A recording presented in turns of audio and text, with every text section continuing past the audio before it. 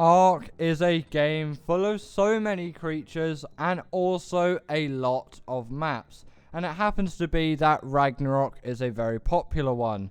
So here are the 10 best creatures for Ark Ragnarok. Also, make sure to like and subscribe as it really helps the channel. In at number 10 is the Pteranodon. Now this is found on pretty much every Ark map, and you should tame it pretty much on every Ark map that supports it. Obviously you can't really use it on Genesis Part 1 or Arboration, so don't use the Pteranodon there. The thing is about the Pteranodon is it is such an easy tame, and it is just a quick way of getting you up into the air. This thing really is a great creature that every beginner can wield to their advantage. These things are great for metal runs. They also have great speed and could just get you around the map safely, so you don't just have to keep going on the ground and getting killed by raptors or whatever in the early game.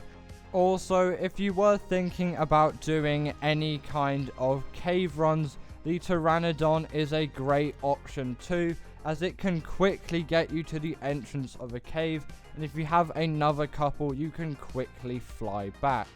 But there's only one real thing about the Pteranodon, is its saddle is a little bit annoying to get with all that chitin and keratin. Also, if you thought the Pteranodon doesn't deal enough melee damage to kill things, you'd be wrong, as a good high level Pteranodon can kill quite a lot of big creatures. I have killed a few Rexes in my time with the Pteranodon. Also, if you are a PvP Ark player, taming a Pteranodon is a great shout, as these are very good for any kind of raiding due to their spin ability. If you were thinking about taming one, just simply bowler one, and then probably at the stage you'll have the saddle unlocked, you will use a crossbow with some Trancos, but if you are still in the early stages of the game, use a club. In at number 9 is the Baryonyx. Now this is really an essential creature on every map, but it can especially be useful on Ark's older maps, such as the Island, Ragnarok, and the Center. This is a great creature with not a very difficult taming method. It deals great damage and will probably kill most things that you will face in Ark. You're probably not going to take it into boss arenas, but for killing things like raptors, terrorbirds, maybe even Rexes and things like that, these will do a perfect job for you.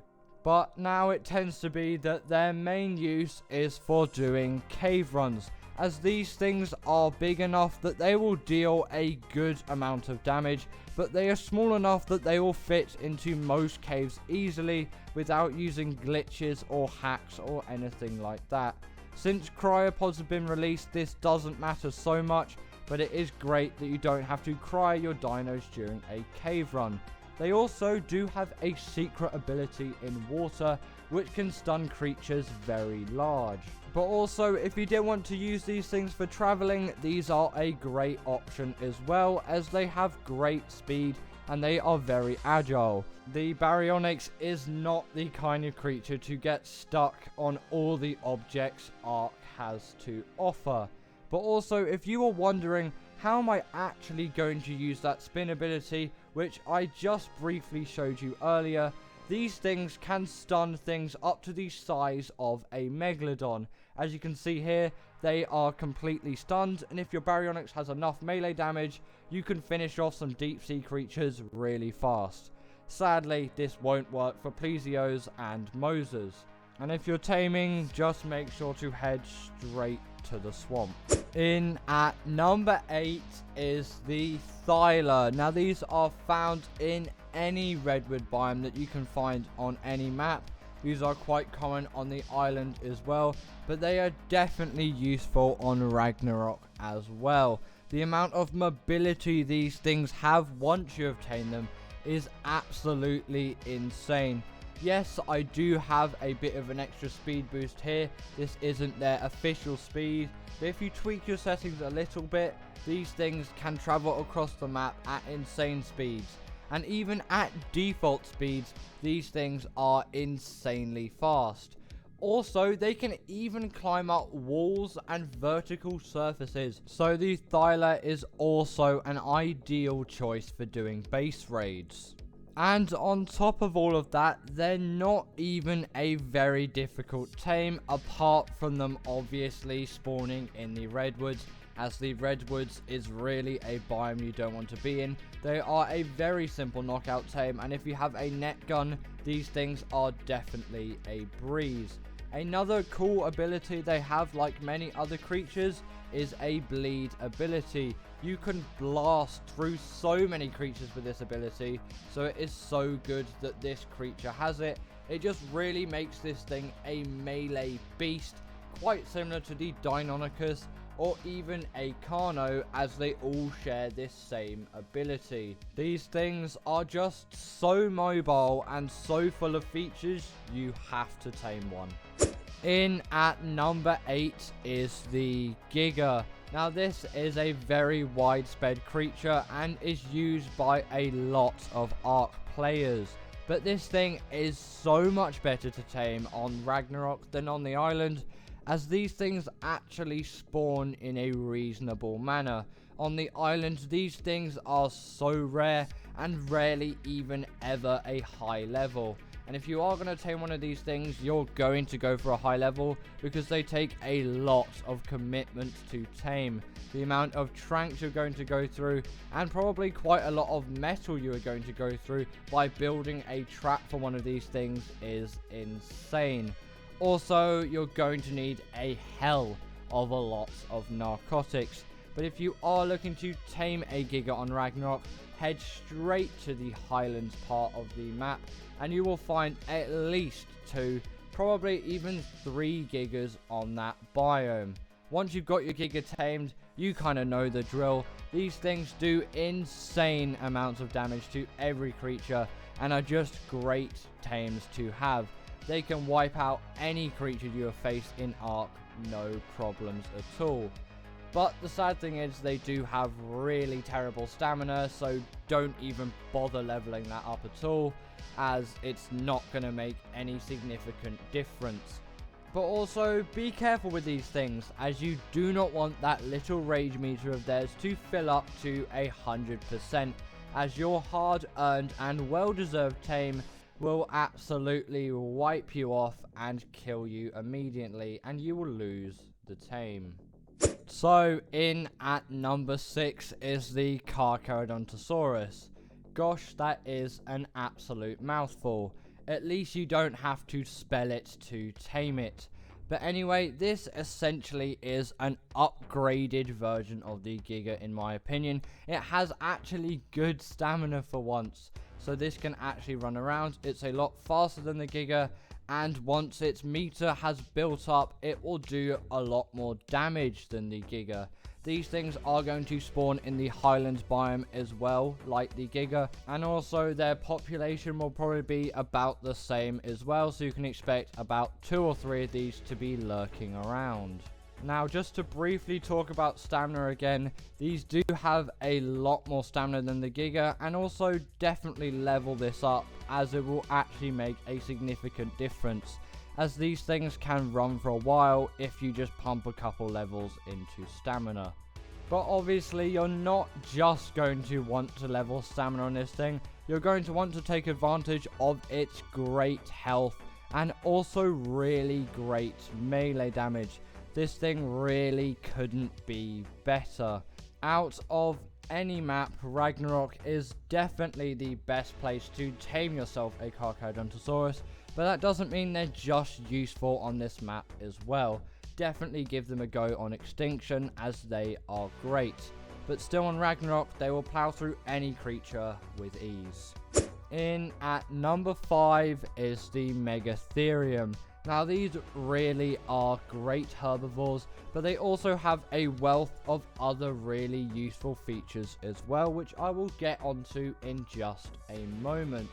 The Megatherium can be found in the Redwoods biome and the Ice biome of Ragnarok, and really is not going to be a trouble to tame at all.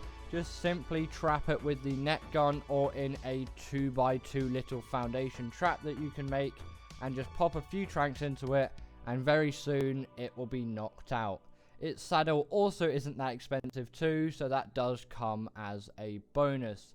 These are great herbivores. Obviously they come with the same advantages as many others, but they also have many other things on top of that.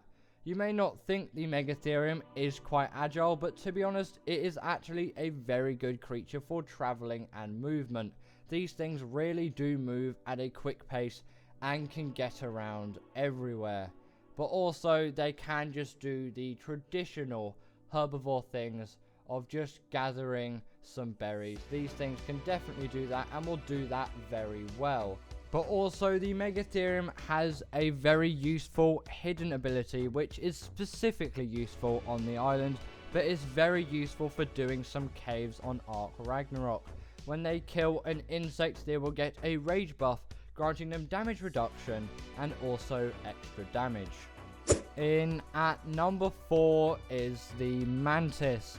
Now this can be found all over the kind of volcanic biomes of Ark Ragnarok, and these definitely have a wealth of abilities which will be extremely useful to any Ark player. As you can see here, I have equipped swords in the arms of my Mantis, but you can also use things like hatchets, picks and clubs. Pretty much any melee weapon will work in the hands of this thing, and they will do what you would expect that tool to do. In this case, I'm using swords here to kill a Diplo, and it is doing a very fine job of it. This thing does a lot of damage when it has these things equipped. But just remember, when these are equipped into the Mantis, the durability drain on this thing is a lot. But on Ragnarok, I specifically like to use these things for harvesting sheep to harvest mutton, because there are so many sheep in the Highlands biome, and the Mantis gives quick work to all of these things. Obviously, you don't just have to kill sheep, but I would mainly stick to killing sheep with the Mantis, as it is just so good at doing this. But you can kill big carnivores with it as well. That aloe went down pretty quickly. But also the Mantis is very mobile as well. It is a very good travel creature. It can get you across the map pretty easily, but just watch out because it has a quite low health stat. In at number 3 is the RG. Now this is a great creature to have on any map, but it is definitely extremely useful on Ragnarok, and it can actually do some Wyvern runs if you're on a pinch. But the main use of an RG, of course, is its extreme use for metal runs and things alike. It has weight reduction for things like metal, obsidian and crystal, and its saddle acts as a portable smithy. This may not be the fastest flyer, but it will definitely get all of your Ark needs done.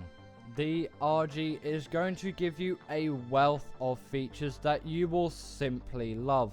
This thing has great stamina, unlike the Pteranodon, and can pick up even larger creatures than the Pteranodon. If you want to pick up an Anki with this thing, that is a great choice, as a tamed Anki in the hands of an RG is so good for metal runs. Also, if you want to heal up quickly, if you eat a dead corpse, the RG will heal insanely fast, as it has a great ability for that. This is great in a pinch if you have just been in a heavy heat of combat. Also, the RG has a reasonable health and melee stat as well, so don't underestimate its power. In at number 2 is the Griffin. Now there is a lot to say about the Griffin, and this is really an amazing creature that every Ark player should tame. And actually, just as a little fun fact, this was the map that the Griffin was introduced on. The Griffin has a wealth of abilities and is also great for taming Quetzals, as you can use your weapons on the back of this thing.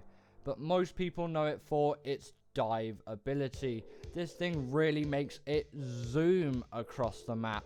Yes, a Wyvern may be faster on paper, but when this thing dive bombs, this thing can travel so fast across the map. And also, don't underestimate its power.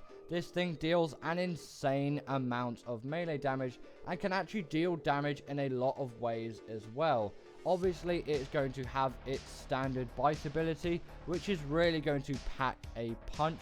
You will see me kill a Bronto in a second with this thing, but the Griffin really does have another trick up its sleeve. But just before I tell you about this ability, I want to tell you a few possible uses.